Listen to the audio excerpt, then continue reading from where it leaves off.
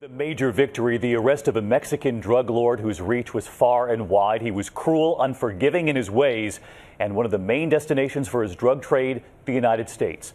Tonight, Joaquin Guzman, El Chapo as he's called, seen right here during his reign of terror. And tonight here, this is what he looks like now. Captured as the sun came up this morning in a resort where he was staying. Investigators say it's believed Mexican authorities were helped by American intelligence. In fact, in this country, he was a wanted man, too. In Chicago, he'd been labeled public enemy #1 because his drug supply was infiltrating that city. Tonight, we have team coverage here, beginning with ABC senior justice correspondent Pierre Thomas, who is live in Washington. Pierre, good evening. Good evening, David. Tonight, U.S. law enforcement is hailing the arrest of the top drug dealer in the world after hunting him for more than a decade. There he is, the man known as El Chapo, a.k.a. Shorty, who runs the world's largest drug cartel, in handcuffs, surrounded by Mexican military officers. Joaquin Guzman Lira, the leader of the Sinaloan Mexican drug cartel, finally back in custody after 13 years on the run since bribing his way out of prison. How powerful? El Chapo's cartel is believed responsible for an estimated 25% of the drugs entering the U.S.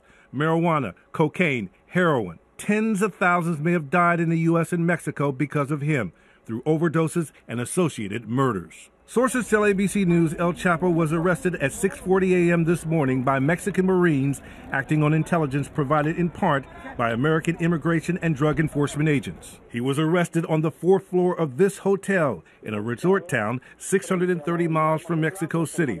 No shots fired, the world's most infamous criminal caught in seconds. Univision conducted a year-long investigation of El Chapo's life, aired by Fusion, our sister network. Chapo Guzman is like the Osama bin Laden of drug trafficking. El Chapo is part of a network of cartels shipping drugs by the hundreds of tons into the U.S. Hey, Dirty, you got what you were looking for. Yes, we did. I saw it firsthand at this southwest border checkpoint. This truck of furniture was actually hiding more than a ton of neatly packaged marijuana. There is so much drug traffic coming from Mexican cartels, it has to be destroyed at secret locations like this. The impact on America direct.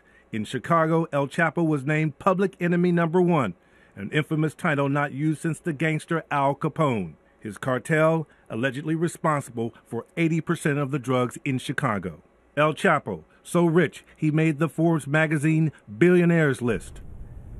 This is a major blow to the cartels. El Chapo was so important, but sources tell me it won't likely be fatal. His organization is so huge and entrenched. David?